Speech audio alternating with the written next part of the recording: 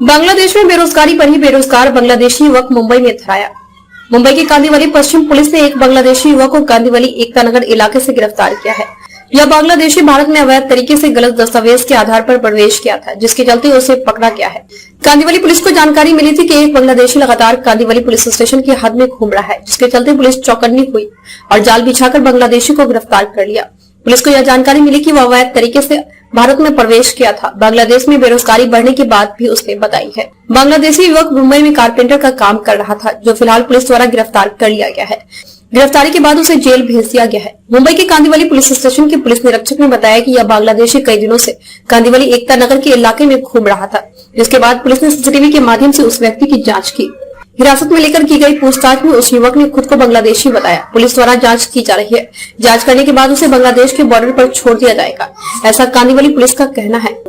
मुंबई के कांदीवली से कविता साहनी की रिपोर्ट। पिछले कई दिनों से मुहिम चल रही है, कोम्बिंग ऑपरेशन ज्यादा हो रहे हैं और अपने भारत में बहुत घुसखोरी होने, बांग्लादेशी की घुसखोरी हुई है, ऐसी खबर मिलती रही है। तो कुछ दिनों पहले ऐसी खबर मिली कि एक बांग्लादेशी देखा गया है जो हॉस्पिटल के आजू बाजू में रिक्शा स्टैंड में देखा गया है। आना जाना उसका गणेश नगर में ज्यादा बढ़ता हुआ नजर आ रहा था।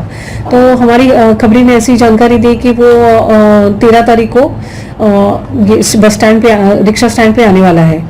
तो हम लोग वहाँ पे एक हमारे एटीसी के अधिकारी गाड़ी के सामने वहाँ पे एक ये रचा सापला रचा और उनके सब स्टाफ ने और हमने मिलके वो बांग्लादेशी को ताबे में लिया था वहाँ से। तभी उसके पास पूछताछ करने पे उसने पहले तो कोई जानकारी नहीं दी, यही कहता रहा कि नहीं मैं इधर ही रहता हूँ ऐसा वैसा। लेकिन बाद में उसको थोड़ा सा तफ्तीश करने के बाद उसने बताया कि वो बांग्लादेशी है और बांग्लादेश में 5वीं तक पढ़ा है।